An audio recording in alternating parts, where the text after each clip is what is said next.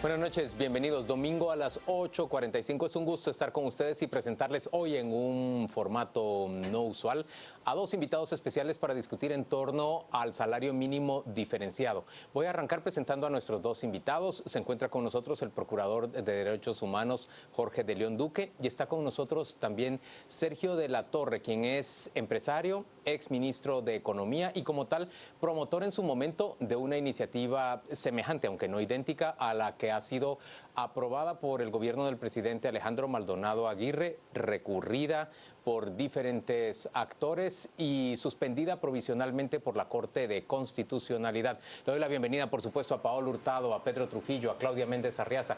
Y Paola arranca con la primera pregunta de esta conversación. Buenas noches a mis compañeros y también a los invitados. Yo comienzo preguntándole al Procurador de Derechos Humanos, ¿qué expectativa tiene usted de la acción de inconstitucionalidad que ha presentado ante la Corte con relación a la que resolvió en septiembre del año pasado, cuando justo la impugnación que usted hizo de los artículos, de los acuerdos que promovían el salario diferenciado en estos mismos 4 municipios,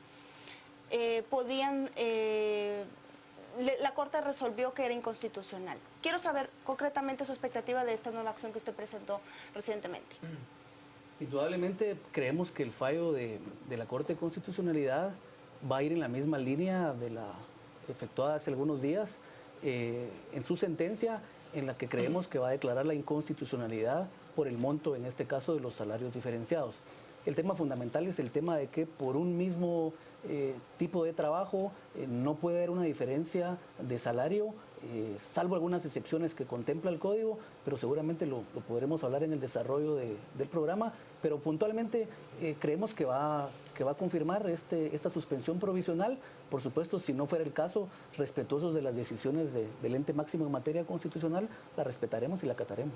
Pero yo quisiera repreguntar lo siguiente. Ese fallo de la Corte de Constitucionalidad prácticamente dice que se pueden diferenciar los salarios, siempre y cuando se abra sobre la línea de un análisis que diferencie las regiones geográficas y que justifique por qué en A o B o C municipio un trabajador puede ganar menos, especialmente comparado con el del área metropolitana. Efectivamente, y ese es cabalmente el quid iuris del asunto. Si se hace esta demostración fehacientemente de que en determinada jurisdicción municipal, porque sí lo permite el Código de Trabajo, hay que decirlo, y yo lo he repetido en varias oportunidades, con esta demostración para una actividad nueva, que eso también es muy claro de decirlo, sí podría decretarse un salario distinto. De hecho, el Código de Trabajo establece otra modalidad en la que literalmente establece incluso la posibilidad de un salario inferior al mínimo, que es el trabajo de aprendizaje, que creo que es parte de lo que se debe discutir. Yo he dicho que se debe tratar este tema con la importancia que merece, dialogar, sentarnos, y creo que esta podría ser una posibilidad. Señor de la Torre, se ha hablado, aquí el Procurador acaba de decir, la posibilidad de que exista un salario diferenciado en tanto se pueda, se demuestre, y el presidente fue hace unos días y fue prácticamente abucheado. ¿Qué tanto hay de imposición de un salario? ¿Qué tanto hay de consenso y aceptación de la población? ¿Qué tanto hay de solicitud de los alcaldes de que eso sea así? Porque pareciera muchas veces que es el sector empresarial que lo quiere imponer, o el presidente que lo quiere imponer, o alguien que desea imponerlo. ¿Cómo esto se ha amarrado? Bueno, en primer lugar, que me alegra que el procurador diga que sí se puede, porque además pues yo traía aquí cuál fue el dictamen de la Corte, donde dice específicamente que los salarios no son inconstitucionales. Incluso dice muy claramente que el organismo ejecutivo se encuentra facultado para diferenciar los salarios por regiones y por sector productivo, donde la Corte ya hace una ampliación, digamos, de su interpretación, y que dice que por lo menos 2 salarios deberían de alcanzar para la canasta básica vital. Bajo mi particular punto de vista, no soy jurista, pero pues posiblemente no sea competencia de la Corte un análisis económico.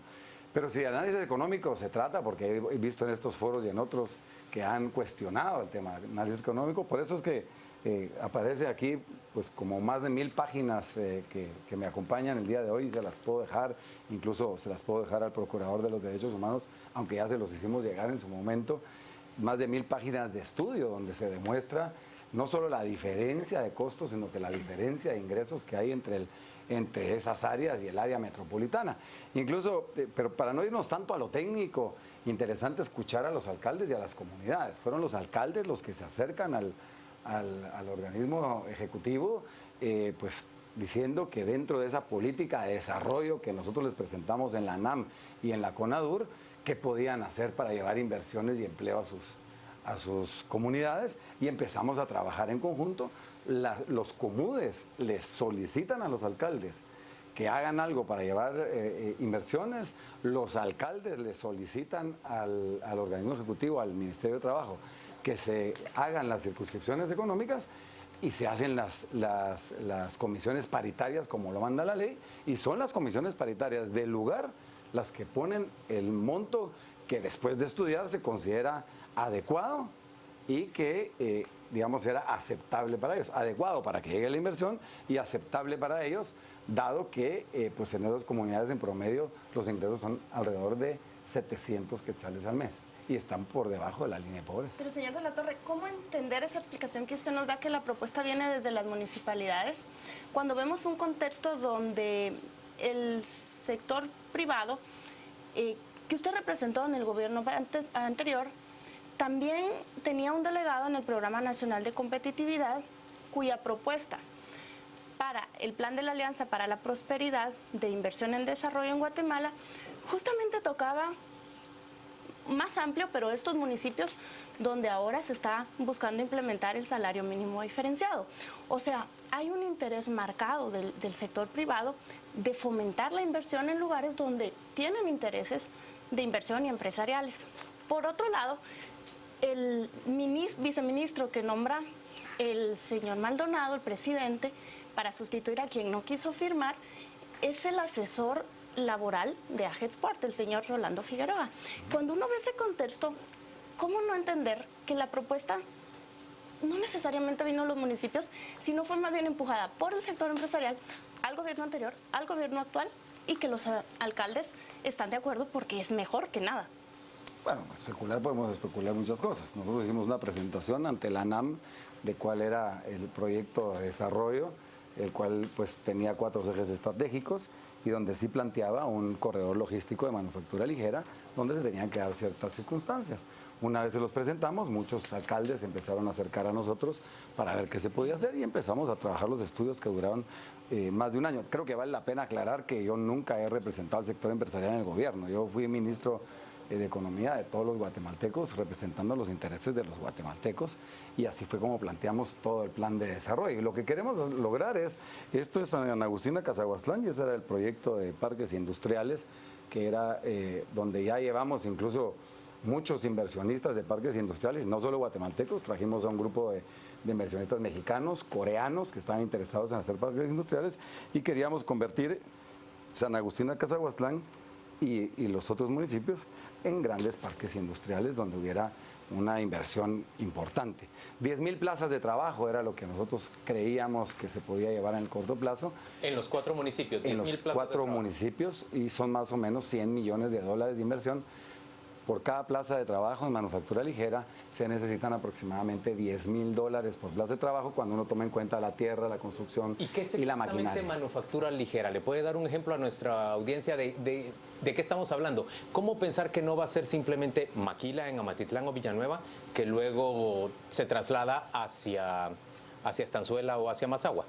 Bueno, manufactura ligera está definido como cualquier manufactura que tenga en su estructura de costos por encima de 25% de mano de obra. Eso es manufactura ligera. Pero para poner un ejemplo, y no solo ejemplo, les llevamos a las comunidades inversionistas interesados en ensamblaje de celulares y tablets, ensamblaje de bicicletas, ensamblaje de motos y por supuesto también vestuario textil.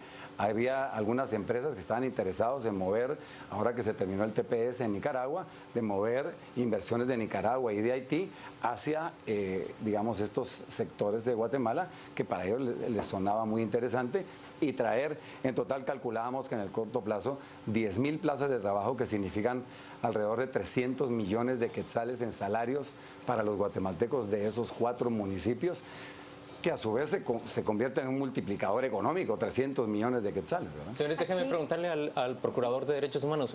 Procurador, ¿De qué manera puede un municipio como Estanzuela o como San Agustín Acazahuastlán competir por atraer inversión o propiciar la generación de plazas de empleo, si no es para infortunio de los guatemaltecos, reduciendo salarios o haciendo exenciones impositivas? Bueno, en primer lugar, yo creo que el tema tiene dos aristas muy claras. Primero, el tema del cumplimiento de las leyes. Los tratados internacionales, las recomendaciones que hace Naciones Unidas, la propia Constitución, los principios generales del derecho al trabajo establecen claramente que el salario mínimo es salario mínimo, porque es una garantía personal, es una retribución personal, que por cierto yo con todo respeto no estoy de acuerdo con lo que establece la Corte, de que 2 salarios de un grupo familiar hacen el mínimo. El salario es una prestación personal y de hecho nace para satisfacer la necesidad del jefe de familia y de sus dependientes. Esa es la historia del salario. Entonces, no podemos con el pretexto de decir, van a estar mejor con esto que nada, es mejor un pan que morirse de hambre, sí, por supuesto, pero no podemos violentar el Estado de Derecho. Para algunas cosas somos muy celosos con el cumplimiento de las leyes, con el Estado de Derecho, y para otras pareciera que podemos estirarlas un poco. Aquí lo que creo que es importante es que, lo decía hace unos minutos, sí hay posibilidades porque la ley lo establece y creo que los mecanismos y la forma como se ha planteado no ha sido la más afortunada. Incluso la misma publicación el 31 de diciembre, que entre en vigencia el 1 de enero. ¿Qué propone usted entonces? Que haya una resolución o un comunicado del abogado del Estado diciendo que es inconstitucional, es la mejor muestra de que no se manejó de la mejor manera. Eso creo que no hay duda. La otra parte importante, creo que es bueno decirlo, que se ha ido educando a la población. Yo recuerdo que el primer intento había mucho más discusión y estaban como más parejos los bandos, digamos, quién estaba a favor y quién estaba en contra. Hoy la gente ha ido entendiendo cuáles son esos principios. Pero reitero, bueno, en primer lugar, no es al procurador al que le corresponde la propuesta de políticas públicas, a mí me corresponde la defensa de los derechos humanos y son quienes producen los encargados de hacer las propuestas.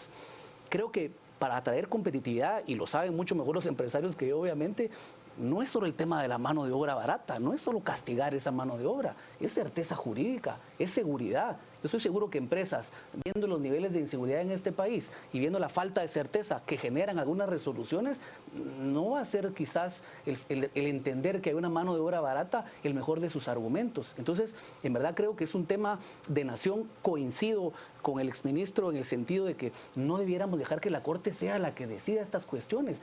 La Constitución y las leyes son consecuencia de acuerdos políticos. Pero usted está recurriendo ante la Corte. Sí, por supuesto, no, pero me refiero a que no se debe extralimitar. La Corte debe decir, ¿es constitucional o no es constitucional? Que es lo que yo le estoy preguntando. Pero que definir criterio económico. Exactamente, que la Corte diga, 2 salarios, 2 familias, no le corresponde, decidámoslo nosotros. Creo que una propuesta importante, y lo decía hace poco, es establecer, si hubiese una industria, una empresa distinta, con algún producto o con cualquier producto que sea distinto a lo que ya existe, pensar en el tema del contrato de aprendizaje. La empresa viene y le dice a un trabajador, y está literalmente en el Código de Trabajo, se le puede pagar menos que el salario mínimo por un plazo fijo, se le capacita al trabajador y se le dice, dentro de 6 meses usted obtendrá su diploma y usted va a ser contratado ya con el salario mínimo. Creo que esa es una de las opciones que se puede utilizar, permite a la empresa pagar esa capacitación, pagar un salario mínimo que está establecido en la ley, y creo que esa es una de las oportunidades o de las posibilidades, entre otras, por supuesto. Esto no es de decidirlo en un programa, en 2 semanas o en un mes. Creo que nos debemos sentar, es un tema de Estado, y creo que entendiendo las necesidades del país, la situación de hambre y de miseria, estoy convencido, sí,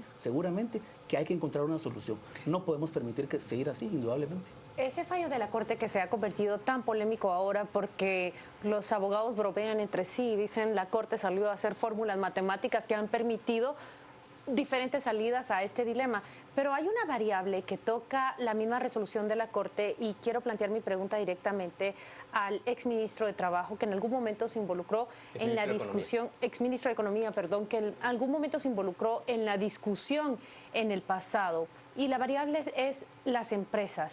Dice la Corte de Constitucionalidad, basada en la legislación que hay, que también esa fijación de salario mínimo debe tomar en cuenta un indicador que refleje cuál es la capacidad que tiene esa empresa, su oportunidad de inversión, por supuesto, pero las capacidades que tienen. La pregunta es tan simple como, ¿de verdad las maquiladoras no tienen la capacidad de pagar esos 400, 500 quetzales más que ha quedado de diferencia final con el salario fijado por Alejandro Maldonado Aguirre?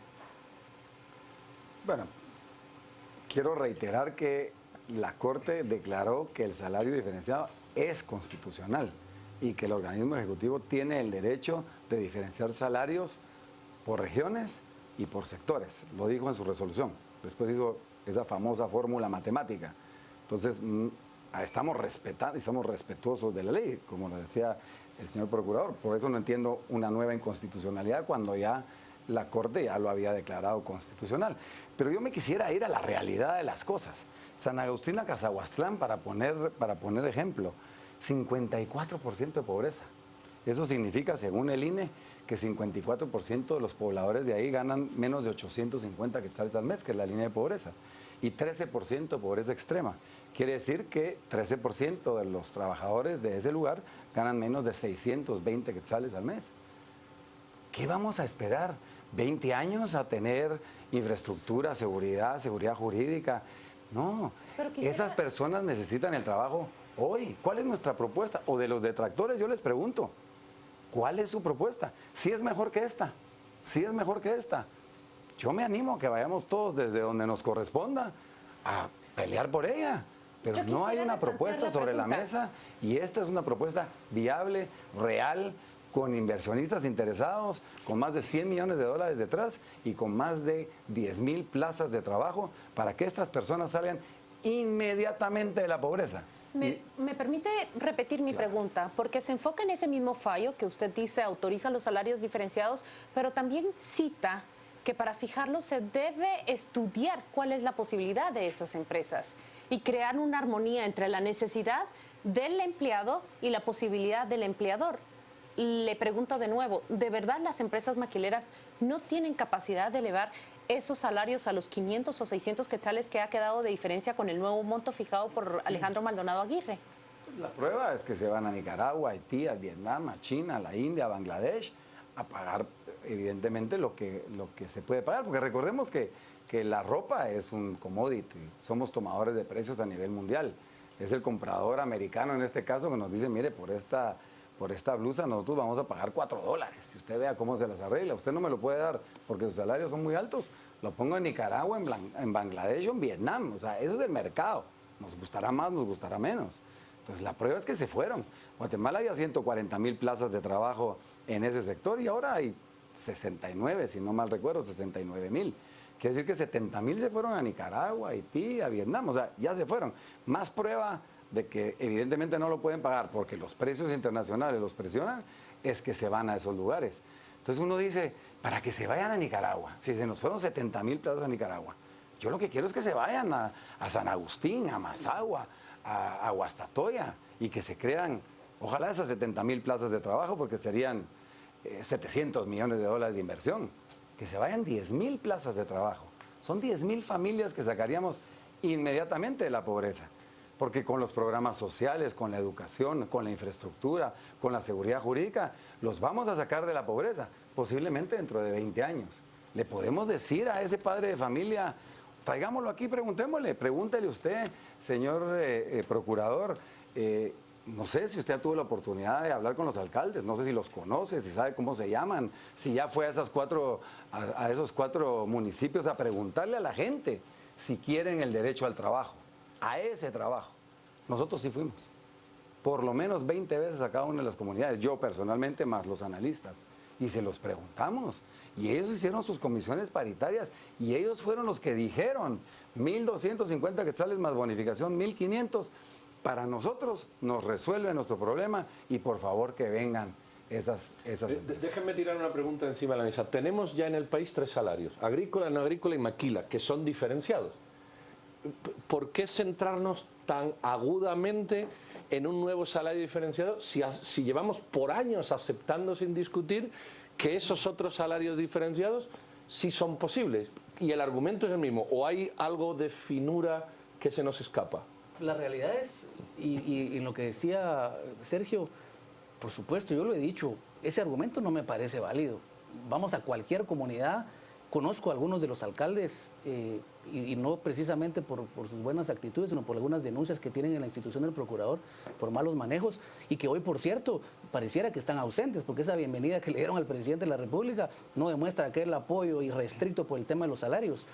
El problema es que, primero, y lo vuelvo a reiterar, para una misma actividad, la ley prohíbe que haya un salario distinto. Diferenciados sí, pero para diferentes actividades. Por eso es que la ley es clara y establece para trabajos agrícolas, para trabajos no agrícolas. Pero para una misma actividad no lo permite la ley. ¿Y la manufactura liviana no se diferencia de la maquila y de los trabajos agrícolas y de los trabajos Yo creo que es urbana? parte de lo que se debiera demostrar, y como decía Sergio hace unos minutos, que las empresas, que la capacidad, que los estudios, sería interesantísimo conocer a las empresas y quiénes son, en dónde están, por qué dicen un poco lo que decía Claudia, por qué no pueden pagar esos 400 quetzales de más, pero saber quiénes son, qué van a venir a instalar, si van a venir a hacer algo novedoso al país, si van a capacitar a la gente. Pero reitero, estoy convencido que la manera en que se ha manejado ha sido muy mala, y la mejor muestra es que en nuestras auxiliaturas departamentales la preocupación de la gente es que se les va a bajar el salario, y reitero, la mejor muestra es la bienvenida que le dieron al presidente. No ha sido bien manejado, y reitero, si la actividad es la misma, es inconstitucional bajar los salarios porque se viola el principio de la igualdad, y habría que ver con el tema de los mismos patronos, pues, los que tengan algunas empresas. ¿Será justo para una empresa que tenga determinada manufactura y va a pagar el salario mínimo y en otra zona va a pagar mucho menos? Habría que hacerse esa pregunta. Usted tocaba un tema que se desprende de la resolución de la Corte, que habla de un promedio por familia de vengado, que también he escuchado de parte de otras personas que ven con preocupación esto, que podría sentarse ser un precedente para la nueva resolución de la Corte, que terminaría revocando el amparo provisional que dio esta semana.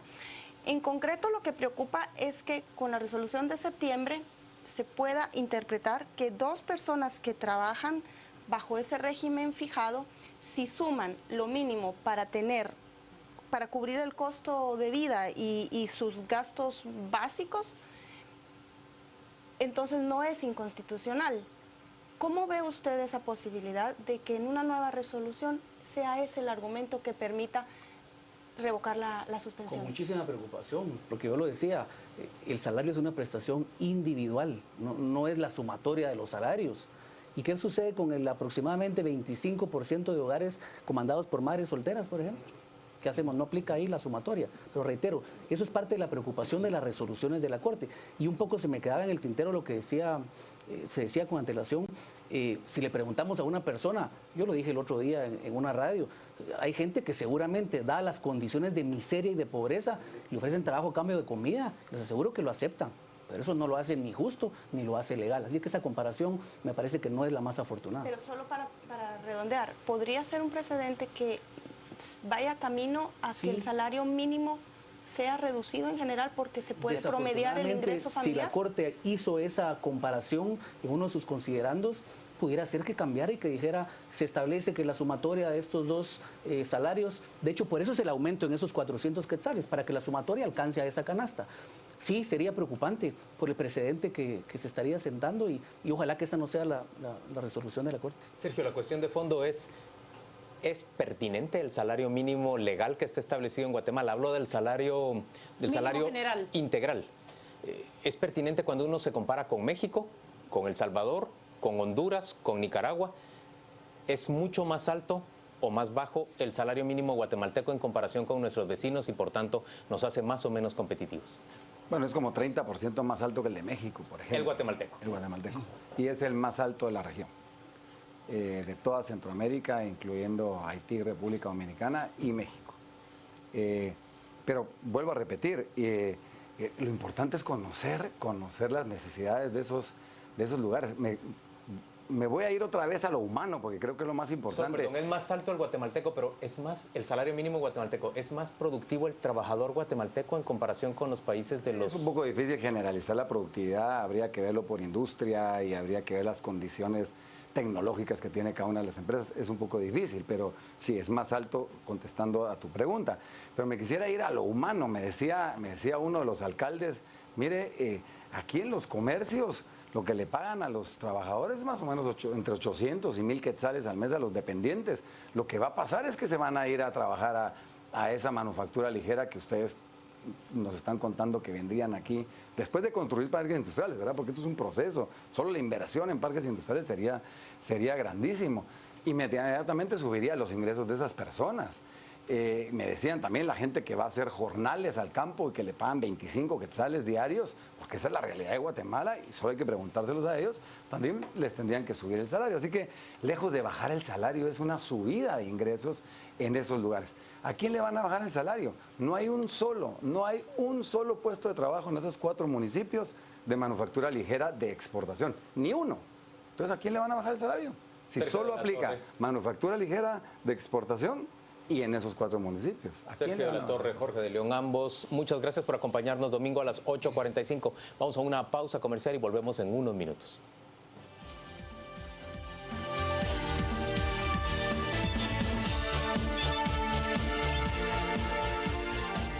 Estamos de vuelta domingo a las 8:45. Los panelistas conversamos ahora, discutimos en torno a los insumos que nos han dado tanto el Procurador de Derechos Humanos, quien ha recurrido por inconstitucional, según él, en contra de los decretos, de los acuerdos gubernativos del Ejecutivo de Alejandro Maldonado Aguirre, que establece salarios mínimos diferenciados para manufactura liviana en Estanzuela, Zacapa, en San Agustín, Acazahuastlán y Guastatoya, El Progreso, y en Mazagua, Escuintla. Además, conversamos también con el exministro de Economía, Sergio de la Torre. Él pues fue impulsor de la primera iniciativa que tasaba incluso más bajos los salarios mínimos diferenciados en 1.500 quetzales, 1.250 de salario base y 250 de bonificación. En este caso llegan a 1.950 o 54. Adelante, señores, ustedes arrancan esta discusión.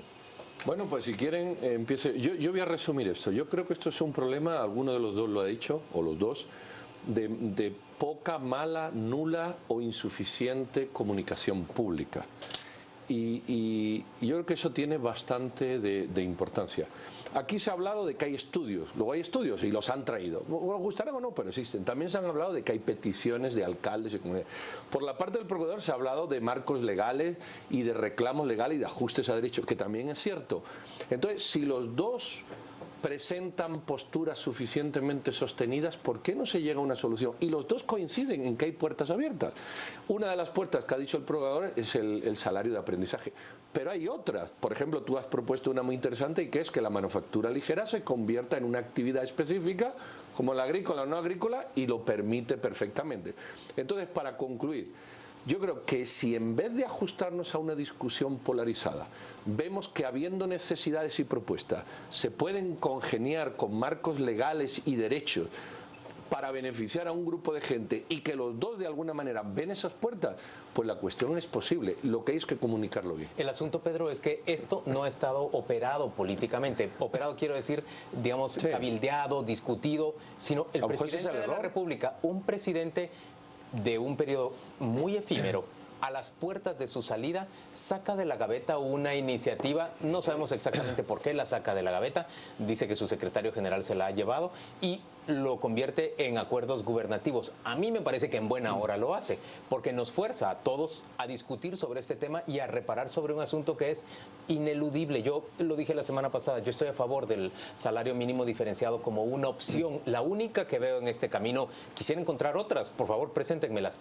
para generar empleo en una circunscripción específica, que nos obligue una acción del Ejecutivo a abrir esa discusión de la que está hablando Pedro y que hoy se presentó de buena manera, sí, en a las 8:45, es saludable. Yo quisiera resaltar las palabras del procurador. Pedro dijo, alguien lo dijo, pero lo más importante, él dijo, hemos aprendido.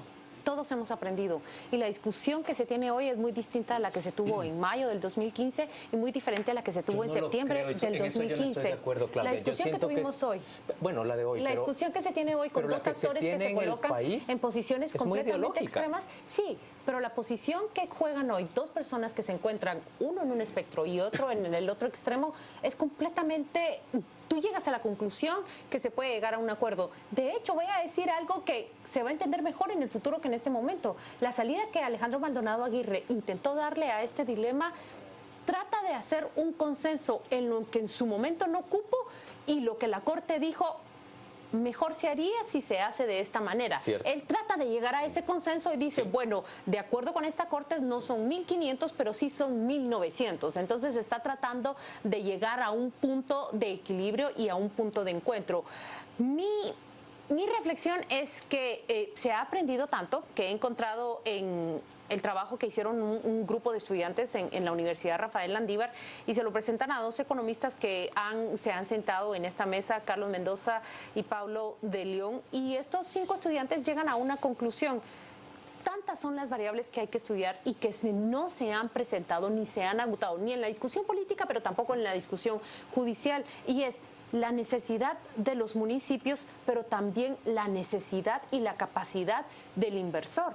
Y aquí no están hablando únicamente de que el inversor tiene que llegar a pagar las deudas o las facturas de un país y de la pobreza y de las injusticias.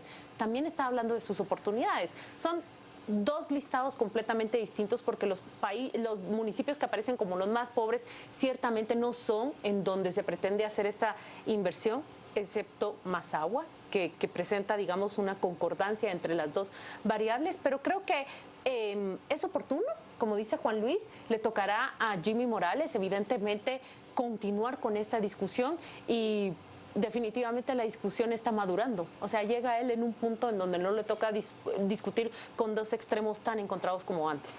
Yo quiero plantear 4 puntos. El primero son las formas en que nos presentan esta iniciativa, porque siempre nos han dicho que viene de los alcaldes la petición, pero los alcaldes, según se entiende, lo que manifestaron fue la pobreza y el subdesarrollo que hay en sus comunidades y la falta de oportunidades de trabajo. Más bien fue desde el gobierno central donde se le da forma, y lo que nos presentaba Armando de la Torre de mostrarnos, Sergio, de mostrarnos la maqueta que ya tienen hecha, de hablar con inversionistas coreanos, de hablar de 10,000 empleos, de 100 millones de dólares. ¿Cuándo se ha visto que una petición de comunidades se transforma tan diligentemente en una propuesta tan elaborada, tan numérica y con inversionistas ya tan pactados? Yo creo que la forma es importante, porque me gustaría más honestidad de decir que esta propuesta sale en parte del sector privado, que tiene interés de atraer inversión porque va a llevar para ellos beneficio, pero también para las comunidades que llegan a un acuerdo con los alcaldes, que se forman esas comisiones, que el gobierno lo respalda y que el presidente lo aprueba. 1. La 2 es que nos han dicho siempre que en estos lugares la gente se está muriendo de hambre porque no hay empleo. Y no son los más pobres. No son los más pobres, y en el voto disidente del magistrado Torut, Hugo Pérez Aguilera, a mí me sorprendió encontrar una línea que decía, porque en esos municipios no existe más que actividades elementales de sobrevivencia. Los plantean como que no hay trabajo, y yo les quiero mostrar rápidamente esta gráfica que se desprende de la cotización al seguro social de empresas asentadas en estos 4 municipios, que fue presentada por un miembro de la junta directiva del IX ante Flaxo el año pasado y está hecha a diciembre de 2014. Miren, no son números grandes. La primera columna es de patronos, son 171 patronos. En Mazagua, por ejemplo, son 50, en Estanzuela 20, Guastatoya 56. La segunda son la cantidad de trabajadores que tienen, o sea, las cuotas que cotizan mensualmente al Seguro Social. Un salario promedio que supera, excepto, 1.900 en 2 y supera los 2.000 en el resto. Y en la otra son el promedio de contribuciones mensuales, casi 1.000.000 de quetzales al mes. Paola, pero si ese dato lo contrastas con el dato concreto del 54% de pobreza. Sí. Es decir, por debajo de la línea de los 10,000 quetzales anuales como ingreso, que es la línea que establece el INE en la reciente encuesta nacional de condiciones de vida. Por eso yo insisto, las formas. Nos quieren decir que no hay trabajo y que las empresas no van a sostenerse pagando el salario mínimo. Bueno, aquí hay ejemplos de que sí pagan el salario y cotizan al Seguro Social. Poquísimas y muy insuficientes. La otra, yo sí creo que este esfuerzo es válido que se discuta. Yo no veo... O sea, lo que nos dice Sergio Latorre tiene validez, necesita promoverse ahí el empleo. Tenemos que discutirlo, son comunidades donde el desarrollo no ha llegado y necesitan generar trabajo. Yo estoy de acuerdo con eso, pero me preocupa la resolución de la Corte, donde puede sentarse un precedente para que el salario mínimo nacional vaya camino a ser la suma del ingreso de una familia y que tienda a llevar en detrimento los ingresos mínimos de un núcleo familiar. Yo creo que esa es la cobertura de la canasta mínima vital. más que el salario mínimo en realidad. Aunque entiendo perfectamente el argumento del procurador respecto a que un salario debería ser suficiente para que una persona pueda atender a su Claro, núcleo y él citó un número familiar. que dice que pasa con el 25% de hogares que son sostenidos por un solo bolsillo. Yo puedo entender todo eso, pero señores, la economía desafortunadamente no se resuelve con decretos y no se resuelve por diseño de alguien que quiere que las cosas sean justas y menos bonitas. de una Corte de En Constitucionalidad. realidad supone un esfuerzo muy grande de una sociedad y por muchos años, y yo veo en esta posibilidad de llevar empleo a esos 4 municipios, pues en realidad un esfuerzo más que tendrá que ser sumado a una gran cantidad de acciones para buscar mayor prosperidad en el país. precedentes que vayan en disminución de esos Quizá, Paola, es derechos momento de que los elementales. guatemaltecos discutamos aquí, a mí línchenme si quieren, pero tendríamos que discutir si somos competitivos en términos de salario mínimo a nivel regional y si nuestro nivel de productividad como trabajadores que cobran salario mínimo es semejante al del A lo resto de mejor la sí, región. pero entonces discutamos el salario, no lo volvamos constitucional que sea la suma de estos ingresos, porque entonces estamos saltándonos toda Pero esa mira, y discusión. la idea de Juan Luis cuando dice, línchenme si quieren, pero imagínense ustedes que México llegó a legislar sobre salarios diferenciados por asuntos mucho más críticos que los que estamos tocando acá, por la capacidad profesional y la no profesional. Todos los demás eran generales y los profesionales estaban apartados. Mira, Entonces, hay un principio general. Primero, ¿sabéis por qué surge esta discusión? Porque se legisla. Porque se legisla. Porque se aplican criterios generales a individualidades. Esa es la clave. Queremos que esa población, y la metemos en un paquete y esa población necesita. Por eso el principio básico del salario mínimo, no ya mínimo diferenciado, el principio básico del salario mínimo hace años que fue desmontado, pero se sigue con el tema. Si tú te vas a Estados, pero es que a lo mejor hay que dar ese paso. Es que nos quedamos siempre en los pasos superficiales. Desregulemos de una vez. Claro. Tú te vas a Estados. Escucha. Y condenamos a miles de trabajadores a ganar 20 quetzales Ese es al un día. resultado, Juan Luis, que tú estás extrapolando porque te lo inventas. Vamos a ver, si hay países en el mundo que no tienen salario mínimo y aquí nos estamos partiendo la cara con una discusión del salario. Espera, voy a terminar el argumento. Que hay una y aquí nos estamos partiendo la cara por qué salario fijamos, por qué, cuándo y en qué lo sustentamos, queriendo colectivizar un grupo. Cuando las individualidades son las que responden, ustedes lo han dicho, familias monoparentales, familias que trabajan los 5, pues entonces hay que aplicar otro criterio y entonces el salario mínimo hay que pagar. ¿Por qué no dejarlo libre? Te vas a Estados Unidos y cada estado tiene su salario mínimo, entonces el individuo puede recorrer. Sí, Pedro, pero Tenemos que ir a una pausa comercial, señores. Solo No sé, digo algo brevemente. quizá la discusión La tiene que ser más diferenciación profunda. La diferenciación en Estados Unidos es geográfica, no es de actividad. Y aquí el problema es que para una misma actividad se están fijando 2 salarios Por distintos. geografía. Eso Jóvenes, se debe corregir. vamos a ir a una Por pausa geografía. comercial y volvemos dentro de muy poco. Domingo a las 8:45.